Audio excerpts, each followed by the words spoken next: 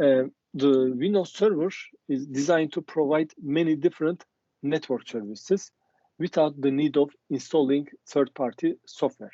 Okay, so that is the DHCP, and so there are so many services. The native services are known as server roles. Okay, so some of them that is you just use right away, and they are often made up of several different processes and services that work together to provide a functionality. And also these processes and services, so you must be familiar with these services from the Linux. So the idea is the same.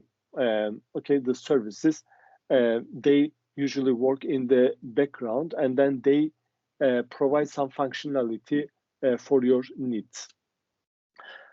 These processes services known as role services. Okay, along with role services that can be, I guess, installed with each server role, you can add features which add or augment the functionality of the server role.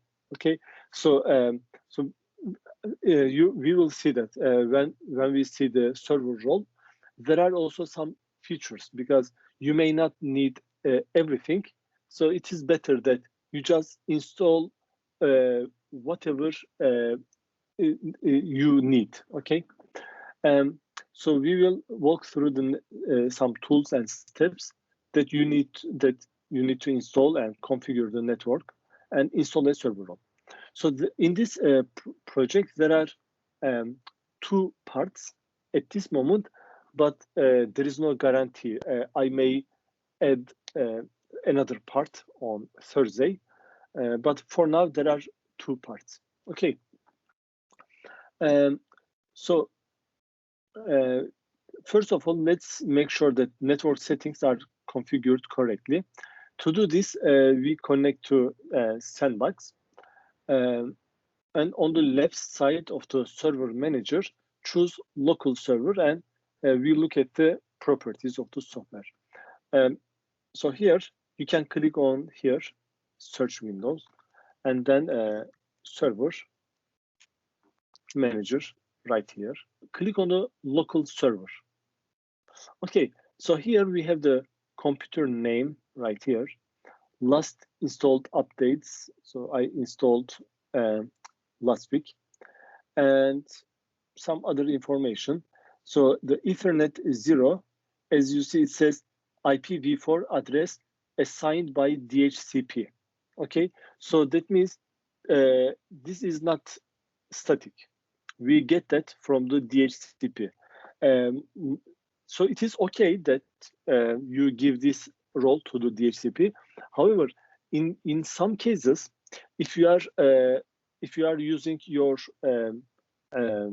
server as a web server, okay, then the IP address should not change, okay, because of the DNS settings.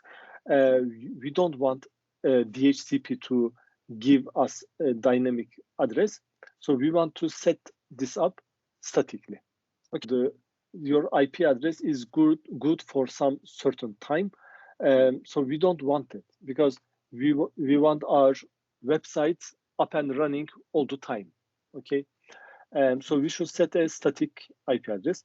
So click the link right here, and then it will open the network connections, and now we will have just one Ethernet connection to the network.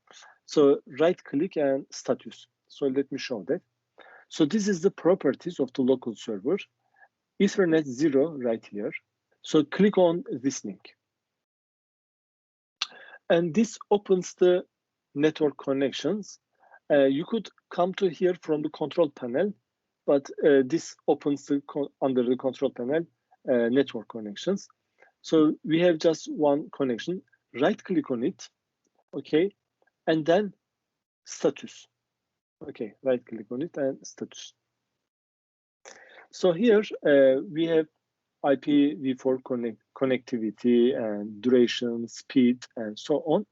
Okay, so let's go step by step. So here we click on the details to see the IP addresses, some details about the network connection. So here we see something like this. All right, so in the sandbox, click on details right here. And here we see some information. Let me see, no, I cannot make it larger. Okay, so the description, the physical address. Physical address is MAC address. So don't confuse Mac with the Mac operating system, that is the Apple machines. This Mac, honestly, I don't remember what Mac stands for. So this is the layer 2, the physical address. So these addresses are burned onto the NIC card, network interface card, by the manufacturer, and it doesn't change. It is static for your for your device.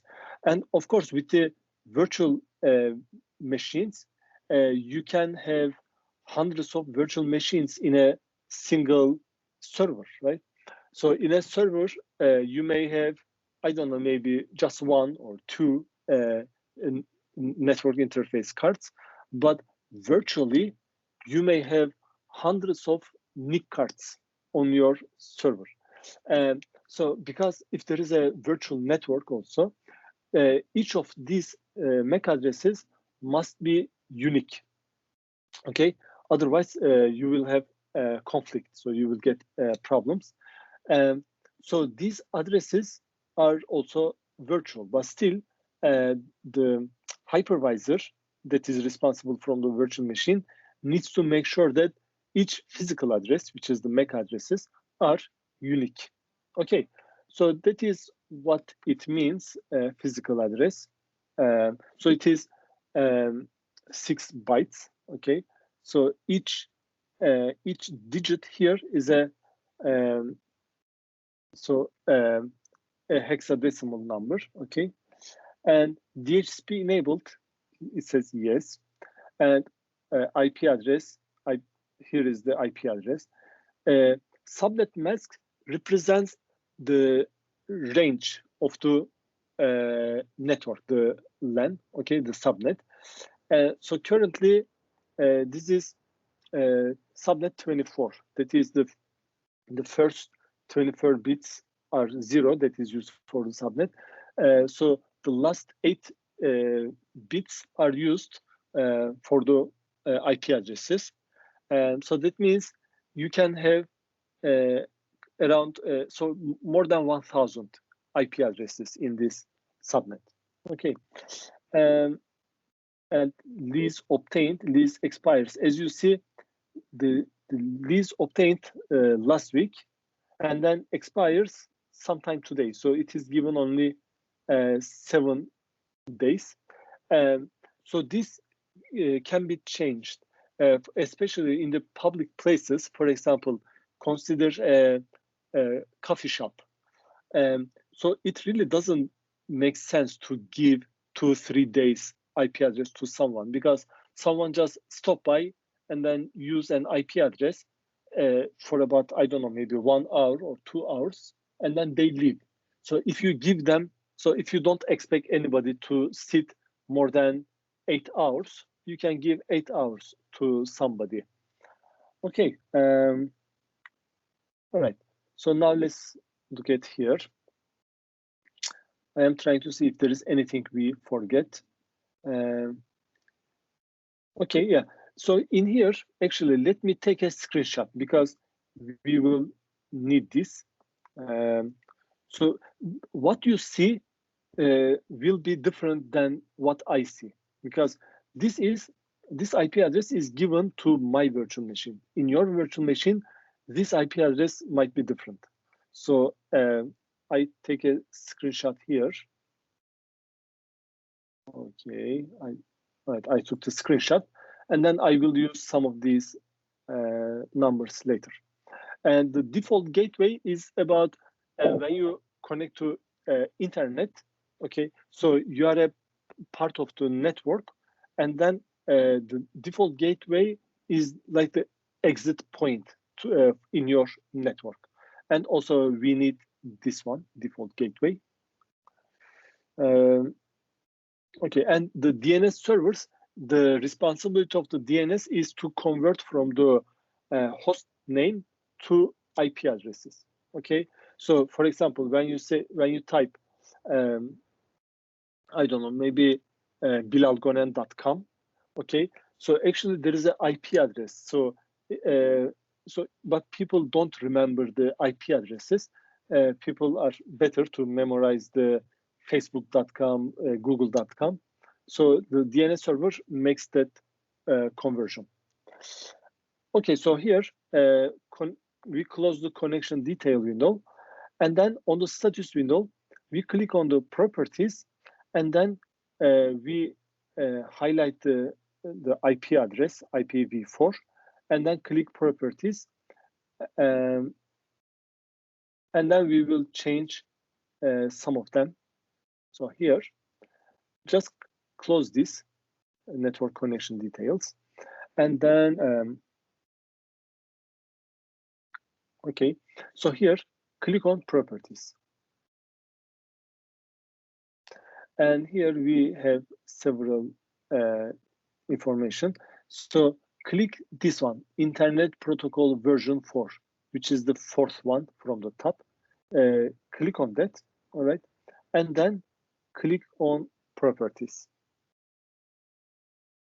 All right, as you see here, it says obtain an IP address automatically. Okay, so this is very clear. That means we are getting the IP address from the DHCP.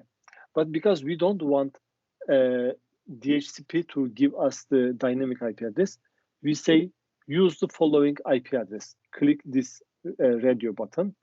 And then for this assignment, let's use the same, just to be on the safe side, because if we randomly type a number, that number might be assigned to another machine already. So we just use the same IP address, the same subnet mask, default gateway, and all of this. So let me put this in here so that you also see.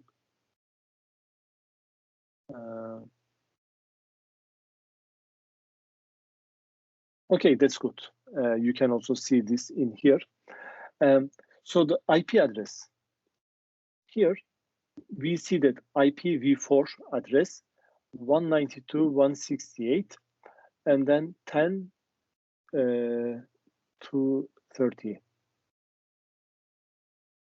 192.168 10. Sorry, in here 230. Okay, subnet mask, it puts that automatically.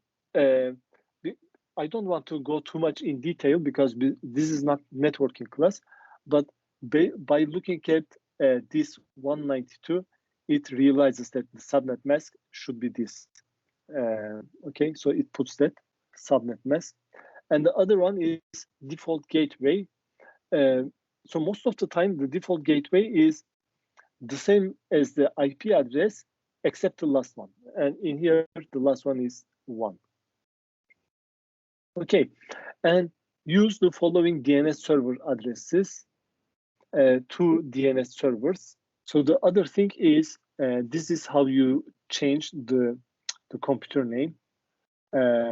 But we are not going to do that. We will just leave it as it is because we already changed the computer name in previous lecture.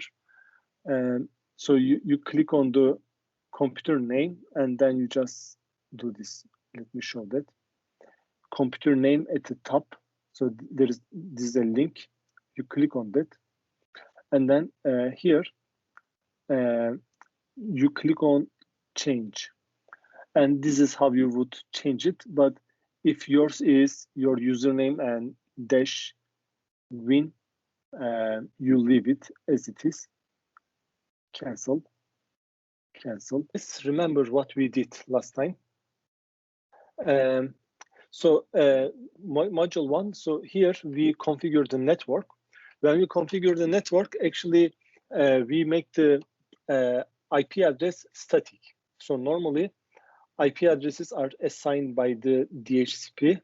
So DHCP is a server that is responsible to assign the IP addresses dynamically in a network.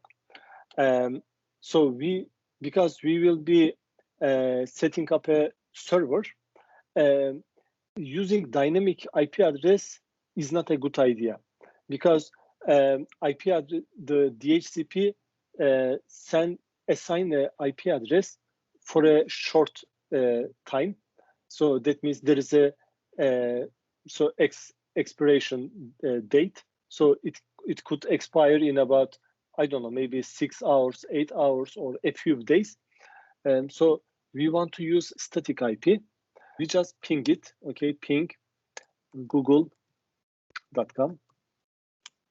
And then, so ping it sends a special package, TCP IP package, and then it receives, it responds back. So we see that, so it is connected to internet. Okay, so my computer name is Win2. So I use 2 at the end because I am using 2 machines, and the Ethernet is here. And for this one, yeah, we updated it already, and everything is good. So let's continue with the, so in here, you take a screenshot 1. So part 2 is installing a role. So there are so many roles that may not be installed automatically by the Windows Server installation. Some of them comes as installed, but the other thing is you install them based on your needs, okay? The wizards are a good interface, the graphical user interface. So it guides you to choose the correct options for you to install the software. Okay, so you must be all familiar with the wizard. Yeah, so one of the common mistakes that a lot of people do, and I really don't like it, people just keep clicking next, next, next without reading anything about it. So you should not do that. So as a system administrator, you should always know what you are accepting, okay? So and also you should know what is being installed on your system. So for example, it may say, okay, choose from these options. And then if you don't read it and then you just click next, then it may be a problem in the future. Okay, so a simple missed checkbox could create problems down the road. So to access the roles and features, we can use a server manager dashboard.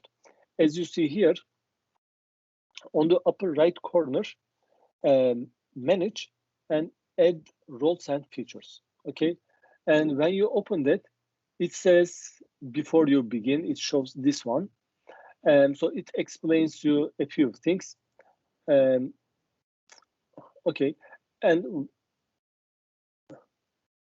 all right. So, so first of all, you need to make sure that you have the static IP address configured. And also you should make sure that all updates are installed before installing a new role. For this project, so you may think that updating may not be that important, but in real life, updating is very important because there are new cybersecurity attacks coming up every single day. So, and then there are some patches to closing those vulnerabilities. So your system should be as secure as possible, okay? So it will never be bulletproof. So there will be always some vulnerability, but still you do your best to protect your system as much as possible. Okay, so here, let me go back to Sandbox.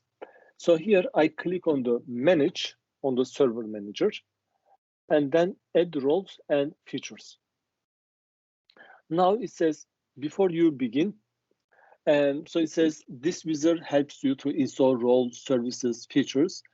So to remove roles, you go to the remove roles wizard. That was the second right here, second item in the manage, but we are not removing right now.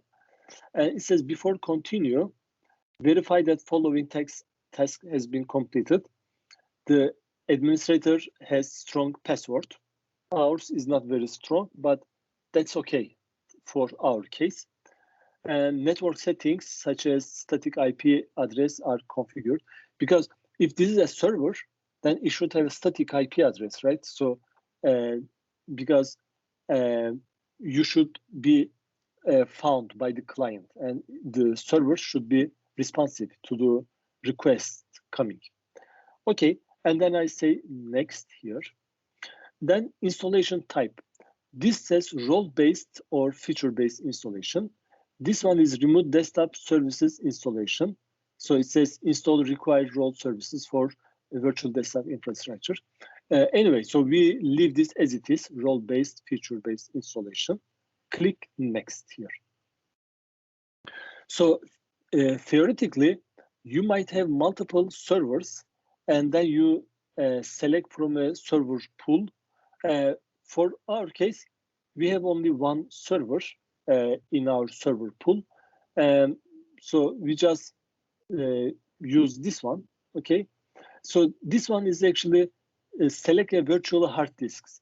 And so we don't have that right now. So we are not covering the virtualization. So we just leave it, and this is already selected. And we just say next.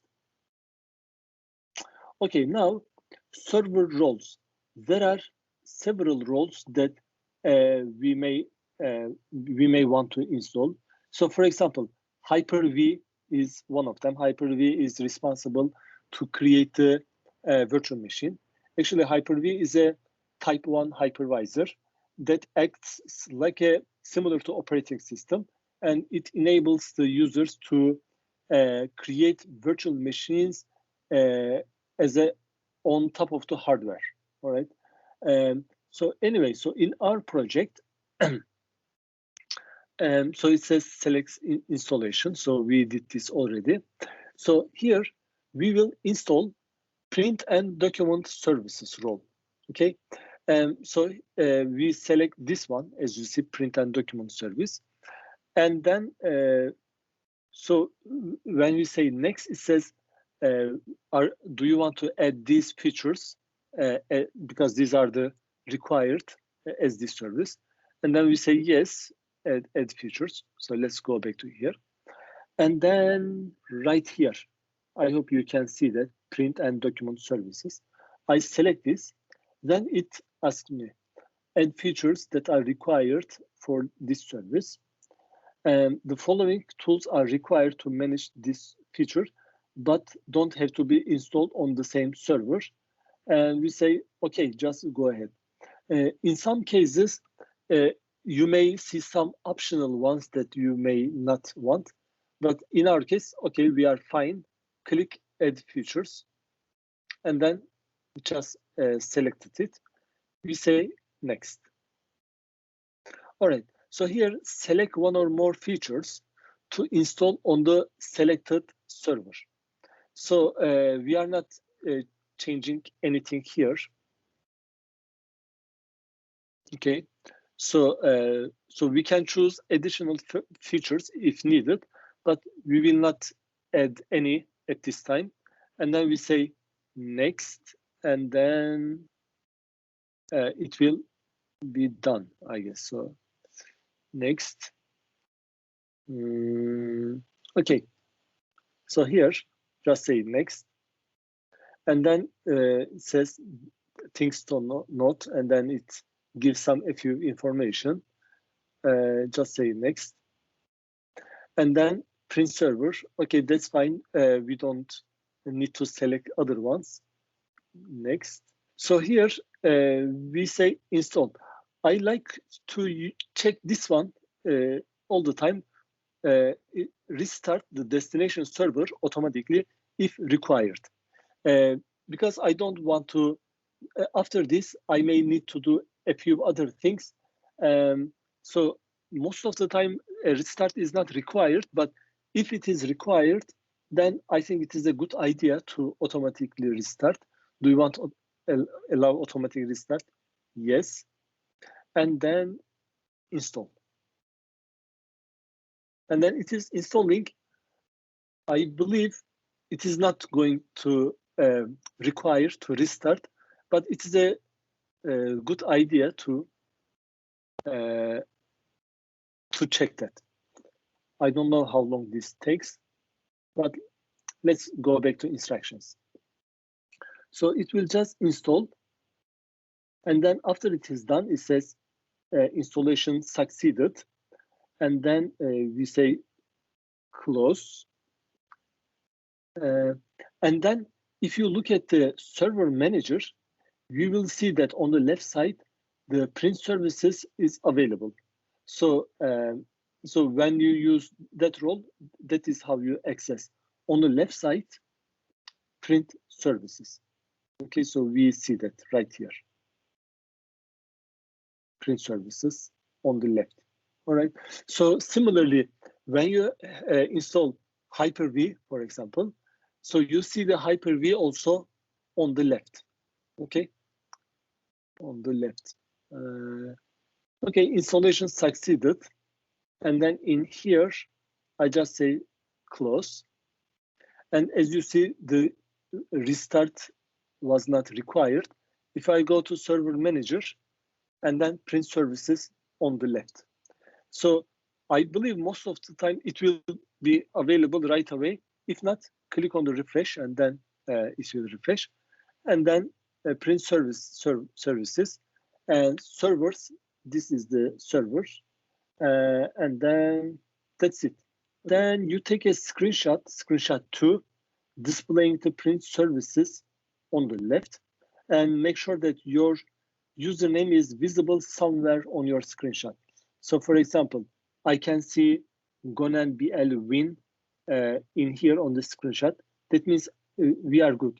In some cases, your username may not be visible here. In that case, take the screenshot of the entire screen. So at least the name of the sandbox virtual machine is visible on the upper left corner.